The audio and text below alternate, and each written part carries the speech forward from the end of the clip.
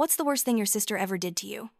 Let me tell you about the morning I woke up to my insulin pump beeping empty and how my sister held my life over a kitchen sink. My sister Emma held my insulin over the garbage disposal and said, "If I can't have diabetes, then neither can you." When I begged her to stop, she laughed and said, "You're sweating already. What's that, 350? How long till your organs shut down?" I didn't say a word. That was 12 days ago. This morning she was crying in court while they read the charges out loud. Emma was 4 years older than me and treated my type 1 diabetes like a personal insult to her existence. She'd hide my glucose meter before meals, steal my juice boxes meant for Lowe's, and tell our parents I was using my condition for attention. When I was 11, she threw away my insulin before a family camping trip, and I ended up in the ICU. She told everyone at school I was faking symptoms for special treatment. My parents told me to be patient with her, that she was just jealous of the medical attention. They had no idea how dangerous her jealousy would become. When Emma was 22, she announced at Sunday dinner that she'd been feeling dizzy and shaky between meals. She pulled out one of my old glucose meters and went through the history, claiming that some of the irregular blood sugars in its memory were actually hers from when she borrowed it. Our mother immediately made her an endocrinologist appointment, while Emma started telling all her friends that she was probably about to get diagnosed with diabetes. The blood tests showed perfect levels, but Emma insisted they'd missed her reactive hypoglycemia.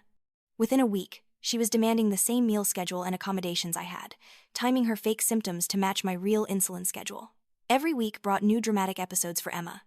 Never mind that to get dangerously low blood sugars, you have to be injecting insulin, which Emma wasn't. No logic applied here. She'd collapse in grocery stores, shake uncontrollably, and demand juice while people panicked around her. She studied my real symptoms and perfected them. The specific way my hands trembled, the confusion that came with low blood sugar, even the particular way my speech slurred when my glucose dropped too fast. She'd time her fake episodes for maximum attention, once staging a severe crash during my 18th birthday party, convulsing on the floor until someone gave her cake. The paramedics who came found normal blood sugar, but she claimed their meter was broken. Our parents spent thousands on specialists who found nothing wrong. Emma joined diabetes support groups where she spread misinformation to actual diabetics, then decided that the reason she was having low blood sugars without injecting insulin was because of proximity exposure to my insulin. So she demanded separate refrigerators. She'd wake our parents at 3 in the morning, claiming dangerous lows, forcing them to make her food while I handled my real overnight blood sugar issues alone because I'm not a child who needs constant supervision. The truth finally came out at Thanksgiving dinner. Emma was performing her usual dramatic low when our cousin Jake, who was visiting from college, mentioned seeing her eat a huge bag of candy in her room an hour earlier. Emma froze mid-shake. Our Aunt Patricia, who was a registered nurse, grabbed Emma's glucose meter and tested her right there. Her blood sugar was 98, perfectly normal. The shaking stopped immediately as everyone stared at her. She tried to claim the candy was treatment for an earlier low, but Aunt Patricia tested her again 10 minutes later. Still 98. No diabetic's blood sugar stays that stable after eating candy. Our parents went through her room that night and found her journal where she admitted to everything. She'd been faking for over 18 months, researching every aspect of diabetes to make her performance convincing. They told her she had 30 days to find somewhere else to live. She screamed that they were choosing their defective child over their healthy one. But for once, they didn't cave to her manipulation. Emma wasn't done, though. The next morning, I woke up to find my insulin pump beeping empty, which was impossible since I'd just changed the cartridge the night before. All my backup insulin pens were gone from the refrigerator. My emergency glucagon kit was missing. Even my hidden supply in my bedroom was gone. Emma stood in the kitchen holding my entire supply of life-saving medication over the sink. "If I can't have diabetes," she said calmly, "then neither can you." She'd already flushed half of it, thousands of dollars of insulin gone in seconds. The rest she held over the garbage disposal. I had maybe 6 hours before my blood sugar would skyrocket dangerously high. The pharmacy was closed for the holiday weekend and wouldn't reopen for 3 days. The nearest hospital was an hour away. My parents had gone Black Friday shopping and weren't answering their phones. Without insulin, I'd be in diabetic ketoacidosis within hours. My blood turning acidic as my body started eating itself. "Here's what's going to happen," Emma said, her finger hovering over the disposal switch. "You're going to call Mom and Dad and tell them that you've been coaching me to fake this whole time, that you taught me how because you wanted someone to share the attention with. You'll admit you helped me fake all those episodes, or I destroy the rest of this insulin and you get to experience what a real diabetic emergency feels like." My blood sugar was already rising. I could feel the early symptoms starting. The thirst, the need to urinate, the slight nausea that would soon become violent vomiting. Without insulin, I could slip into a coma before my parents even got home. I'd die in this kitchen while Emma watched. She smiled as she saw me doing the math in my head, calculating how long I had.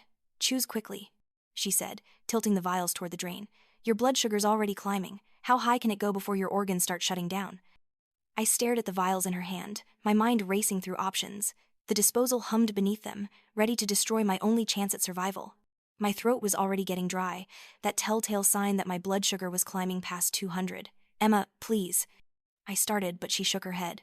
Wrong answer. She dropped one vial into the disposal and flipped the switch. The grinding noise made me lunge forward, but she held up the remaining insulin like a weapon. That's one down. You've got maybe 4 hours now instead of 6. Want to try again? My hands were starting to shake, not from low blood sugar this time, but from the adrenaline and rising glucose. I backed away slowly, trying to think. The landline was in the living room. My cell phone was charging upstairs. Even if I could reach either one, who would I call? My parents weren't answering. The pharmacy was closed. An ambulance would take at least 20 minutes to arrive, and Emma would destroy everything before they got here. I can see you calculating, Emma said, moving to block the kitchen doorway.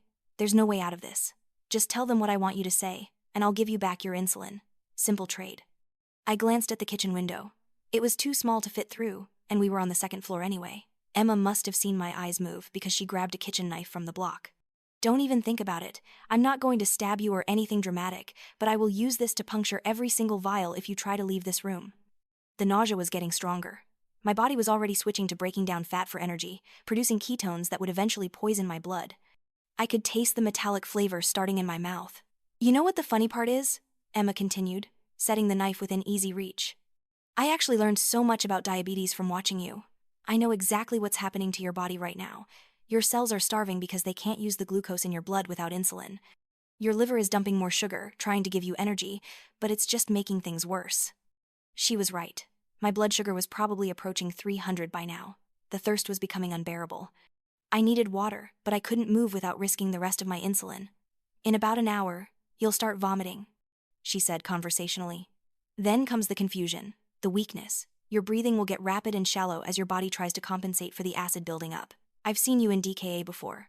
Remember when I threw away your insulin before the camping trip? The memory made me angry enough to focus through the growing brain fog. That nearly killed me, but it didn't. Mom and Dad rushed me to the hospital, held my hand, stayed by my bedside for days. Where was she?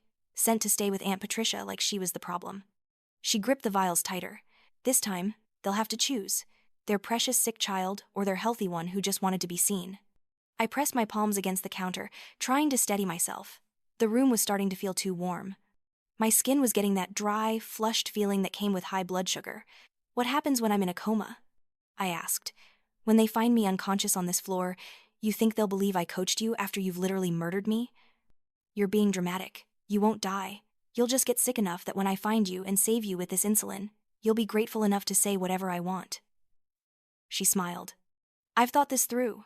I'll be the hero who found her poor diabetic sister in crisis and saved the day. Finally, I'll be the one taking care of you instead of the other way around. My vision was starting to blur slightly. Not enough to be dangerous yet, but enough to know I was running out of time. I needed those vials, but Emma had positioned herself perfectly. The disposal was right behind her, the knife within reach, and she was watching my every move. You want some water? She asked mockingly. Your mouth must be so dry by now. That's what, 350? How high does your meter even read? I didn't answer. I was trying to remember if there was any insulin anywhere else in the house. Sometimes I left old pens in jacket pockets, but Emma had been thorough. She must have searched everywhere while I was sleeping. You know what I hated most? Emma continued. The way everyone always asked about you first. How's your sister doing? Is her blood sugar okay? Does she need anything? Like I didn't exist unless it was in relation to your disease. The room tilted slightly. I gripped the counter harder. And the special meals, the carb counting, the constant checking. Everything revolved around keeping you alive while I just had to be grateful I was healthy. She laughed bitterly. Do you know how invisible that makes you feel? To watch your parents panic over every number on your meter while your straight A's meant nothing? I wanted to argue, to tell her she was wrong, but my energy was fading. The ketones were building up faster now. My breathing was getting heavier. That's why I had to do it, she said. I had to show them what it felt like to worry about me for once, to rush me to appointments, to check on me at night, to put my needs first. But it was all fake, I managed to say. So what? The attention was real. The concern was real. For once, I mattered as much as you. She held up the vials again. And now I'm going to matter more, because when you tell them you helped me, they'll realize you're not the perfect sick child they thought you were. You're just as capable of manipulation as anyone else. My legs were getting shaky. I needed to sit down, but I couldn't show weakness. Not yet. The thing is, Emma continued, I actually got pretty good at faking lows. The shaking, the confusion, the way your eyes go unfocused. I practiced in the mirror for hours. But you know what I could never fake? This. She gestured at me. The way your skin gets that weird dry flush, the fruity smell on your breath, the way you keep swallowing because your mouth is so dry. That's real diabetes. That's what's going to kill you if you don't agree to my terms. I could feel my heart racing, trying to pump the thickening blood through my system. The insulin in her hand was my only chance, but I couldn't give her what she wanted. If I told our parents I'd helped her fake diabetes, they'd never trust me again. Every real symptom I had would be questioned. Every emergency would be doubted. Tick-tock, Emma said. How high can you go? 500? 600? I've seen your meter error out at 600 before. Remember? You were so sick you couldn't even stand up. The memory made me sway. That had been one of the worst days of my life. And now I was heading there again. But this time the insulin was right in front of me, held hostage by my own sister. You're sweating, she observed. That's new. Usually you get all dry and flushed. Must be the adrenaline mixing with the high blood sugar. Your body doesn't know whether to panic or shut down. She was right. I was caught between the fight-or-flight response and the growing lethargy of DKA. My muscles felt weak but tense, ready to spring if I saw an opening. I'll make it easy for you, Emma said. Just nod yes, and I'll hand over one vial. Enough to get you through until you can properly agree to my terms. Otherwise, she moved her hand toward the disposal again. The grinding sound from earlier echoed in my memory. Thousands of dollars of life-saving medication destroyed in seconds. I thought about all the diabetics who rationed insulin because they couldn't afford it. And here was my sister destroying it out of spite. You're thinking too hard, she said. This isn't a logic puzzle. It's simple. Your life or your reputation. What matters more? Everything was starting to feel distant, like I was watching the scene from outside my body. That was a bad sign. Severe DKA could cause confusion, delirium, even hallucinations. I needed to act before I lost the ability to think clearly. One nod, Emma pressed. That's all. Just move your head down and up, and this nightmare ends. But I knew it wouldn't end. Even if I agreed, even if I told our parents the lie she wanted, Emma would hold this over me forever. Every time she wanted something, she'd threaten to tell the truth. Or worse, she'd do this again. I'd spend my life at her mercy, never knowing when she might steal my insulin and watch me suffer. You're running out of time, she said. I can see it in your eyes. They're getting that glassy look. How long before you can't even understand what I'm saying? The kitchen felt like it was spinning slowly. I tried to focus on her face, but it kept sliding in and out of clarity. My breathing was definitely faster now, my body trying desperately to blow off the excess acid building up in my blood. This is what you put Mom and Dad through every time you have a crisis, Emma said. This fear, this helplessness. Except they can't fix it by just nodding. They have to watch you suffer and hope the insulin works in time. I wanted to explain that I never chose this, never wanted to scare them, but my tongue felt thick and clumsy. The words wouldn't come out right. Last chance, she said, raising the vials. Nod now or I flush the rest. I calculated my options while fighting the growing fog in my brain. The kitchen clock showed 9:15. My parents wouldn't be back from shopping until at least noon. 3 hours. My blood sugar was climbing past 400 now, judging by the symptoms. The metallic taste grew stronger with each swallow. Emma noticed my glance at the clock and smiled wider. She moved the vials closer to the disposal, letting them clink against the metal rim. The sound made my stomach clench. Each vial represented days of life, and she held them like toys. My legs buckled slightly. I caught myself on the counter, but Emma saw the weakness. She leaned forward, studying my deteriorating condition with fascination. Her research had taught her well. She knew exactly what was happening inside my body. The need for water became overwhelming. My tongue stuck to the roof of my mouth. I tried to moisten my lips, but there was no saliva left. Emma noticed this too. She walked to the cabinet, pulled out a glass, and filled it with cold water from the tap. She drank slowly, maintaining eye contact the entire time. I made a decision. Lunging wasn't an option anymore. My reflexes were too slow, my muscles already weakening from dehydration. But I could still think, at least for now. I nodded once, just enough for her to see. Emma's eyes lit up with triumph. She set down the water glass and picked up one vial, examining it like a prize. Then she shook her head and laughed. The vial went back with the others. She explained that a nod wasn't enough. She wanted to hear me practice the story first. Every detail had to be perfect. How I supposedly taught her to fake symptoms. How we planned it together. How I helped her research diabetes to make her performance convincing. She wanted me to rehearse until it sounded natural. My vision swam. The kitchen tiles beneath my feet seemed to ripple.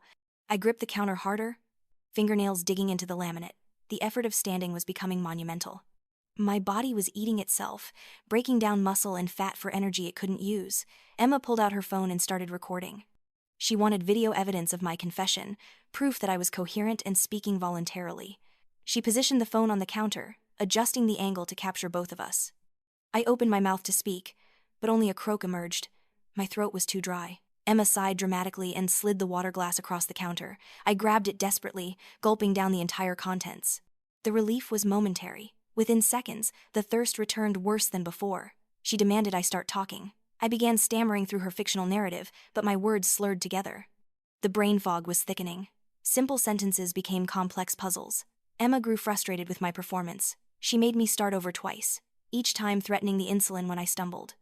The nausea hit suddenly. I doubled over, dry heaving into the sink. Nothing came up but bile. My stomach had been empty since dinner the night before. Emma stepped back in disgust, but kept filming. She narrated my symptoms to the camera, documenting my decline like a science experiment. When the heaving stopped, I slumped against the counter. My legs shook uncontrollably. Not the practiced tremor of hypoglycemia, but the weakness of a body shutting down. I slid to the floor, back against the cabinets. The cool tiles felt good against my feverish skin. Emma crouched down to my level, keeping the insulin vials visible. She reminded me that we weren't done. The confession needed to be complete and convincing. But forming coherent thoughts was becoming impossible. Words floated away before I could grasp them. She grew impatient with my deteriorating speech. Standing up, she paced the kitchen, muttering about timing. She needed me functional enough to confess, but sick enough to be grateful. The window was narrowing. She checked her phone, calculating when our parents might return. I tried to stand, but my legs wouldn't cooperate. The room spun violently. I closed my eyes, but that made the nausea worse. My breathing had become rapid and shallow, my body trying to expel the building acid through my lungs. Each breath felt insufficient. Emma noticed my breathing pattern and nodded knowingly. She'd studied this too. Small respirations, she announced proudly. Deep labored breathing that means the acid levels are becoming critical. She estimated I had maybe an hour before consciousness became questionable. The confession attempt resumed. She coached me through the words, but my responses were increasingly incoherent. Frustration flashed across her face. Her perfect plan required my cooperation, but my body was failing faster than she'd anticipated. She decided on a new approach. Grabbing a notepad from the drawer, she wrote out the confession herself. All I had to do was copy it in my own handwriting. She thrust the pen at me, but my hands shook too badly to grip it properly. The pen clattered to the floor, my vision tunneled. Dark spots danced at the edges. I blinked hard, trying to clear them, but they multiplied. Emma's face blurred into an indistinct shape. Her voice sounded distant, like she was speaking from another room. She slapped my face lightly, trying to restore focus. The contact felt strange, disconnected from my body. She was losing her window. If I passed out before confessing, her leverage disappeared. She'd have to give me the insulin or risk me dying, which would ruin everything. The next wave of nausea was violent. This time, my stomach found something to expel. The bile burned my throat. Emma jumped back, cursing. She grabbed paper towels, throwing them at me in disgust. The smell made the nausea worse. She announced a new plan. If I couldn't speak or write, she'd accept a video of me nodding along as she told the story. Simple yes movements to her questions.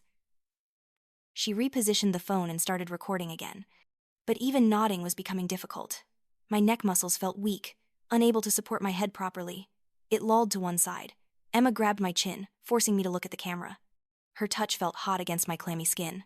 The questions began. Did I help her fake diabetes? A weak nod. Did I teach her the symptoms? Another nod. But my movements were so small, so uncertain that even Emma could see they wouldn't convince anyone. She needed me more coherent. She made a decision. Opening one vial, she drew up a tiny amount of insulin in a syringe. Not enough to save me, just enough to stabilize me temporarily. She'd give me small doses, keeping me functional but dependent. Control through chemistry. The needle approached my arm. I tried to pull away, but lacked the strength. Then a sound made us both freeze. A car door slammed outside. Emma rushed to the window, peering through the blinds. Our elderly neighbor, Mrs. Davidson, was getting her morning paper. Emma watched until Mrs. Davidson went back inside. The interruption had rattled her. She hadn't considered that others might notice something wrong. The neighborhood was usually quiet, but people were home for the holiday weekend. She returned to find me slumped further down the cabinets. My breathing was more labored, each inhale a conscious effort. The insulin in her hand represented salvation, but she hesitated. Once she gave me any, she'd lose some control. Instead, she tried another tactic. She reminded me of all the times I'd gotten attention for my diabetes. Every hospital visit, every concerned teacher, every special accommodation. She listed them like crimes, building her case for why she deserved to fake the same condition. Her words faded in and out of my consciousness. I caught fragments about fairness, about being seen, about years of invisibility. But understanding required energy I didn't have. My body was conserving resources for basic survival. The doorbell rang. We both startled. Emma's eyes went wide with panic. She hadn't expected anyone. Through the kitchen window, I could see a delivery truck. The driver stood at our front door with a package, ringing again. Emma had to answer or risk suspicion. She quickly hid the insulin vials in her pocket and pointed the knife at me. A silent warning to stay quiet. Then she composed herself and walked to the front door. I heard muffled conversation. The driver needed a signature. Emma's voice sounded artificially cheerful, thanking him for working the holiday. The door closed. Her footsteps returned, quick and agitated. She found me trying to crawl toward the landline phone in the living room. I'd made it maybe 3 feet. My arms shook with the effort. She grabbed my ankle, dragging me back to the kitchen. The movement made my vision go white. Anger replaced her earlier calm. The interruption had shown her how precarious her plan was. Anyone could show up. Our parents might return early. A neighbor might notice something wrong. She needed to finish this quickly. She pulled out all the remaining vials, lining them up on the counter. One by one, she named what each meant. This one was for the birthday party she ruined. This one for the family vacation that became about my medical needs. This one for every time Mom checked on me at night instead of her.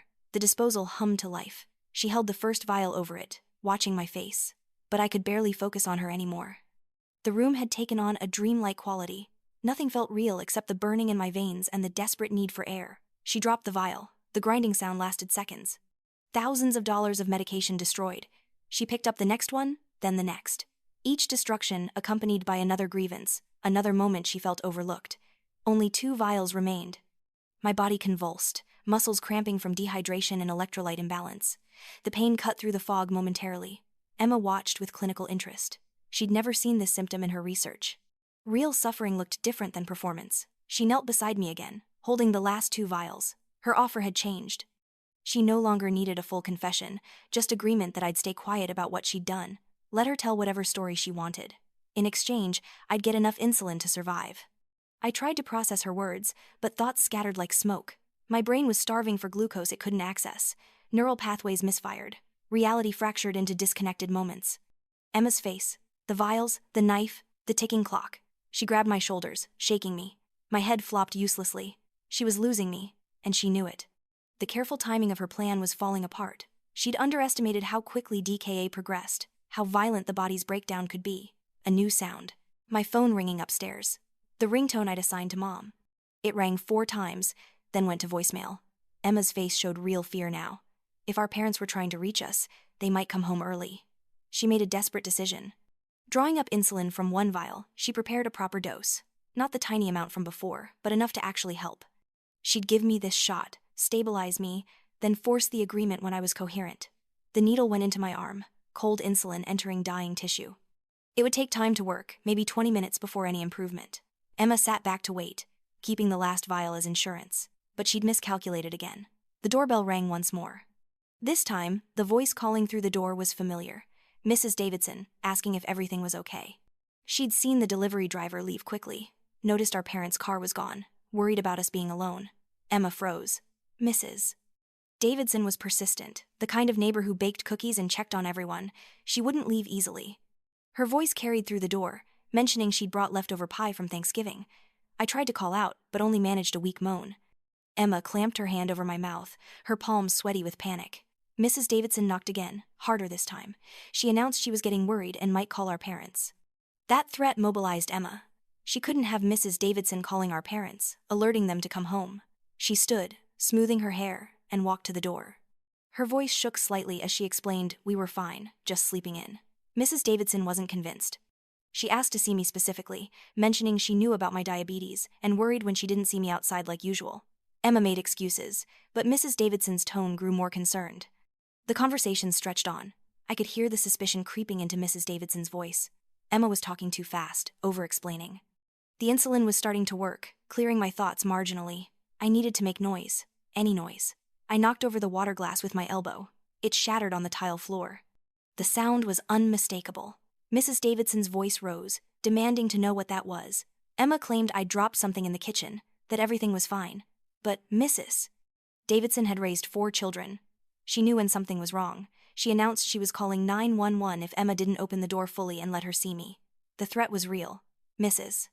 Davidson didn't bluff. Emma returned to the kitchen, frantic. Her plan was crumbling. She couldn't let Mrs. Davidson call for help, but she also couldn't let her see me like this. She grabbed the last insulin vial, holding it like a bargaining chip. She hissed that I had one chance.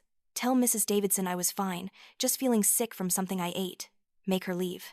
If I said anything else, she'd destroy the last vial and disappear before help arrived.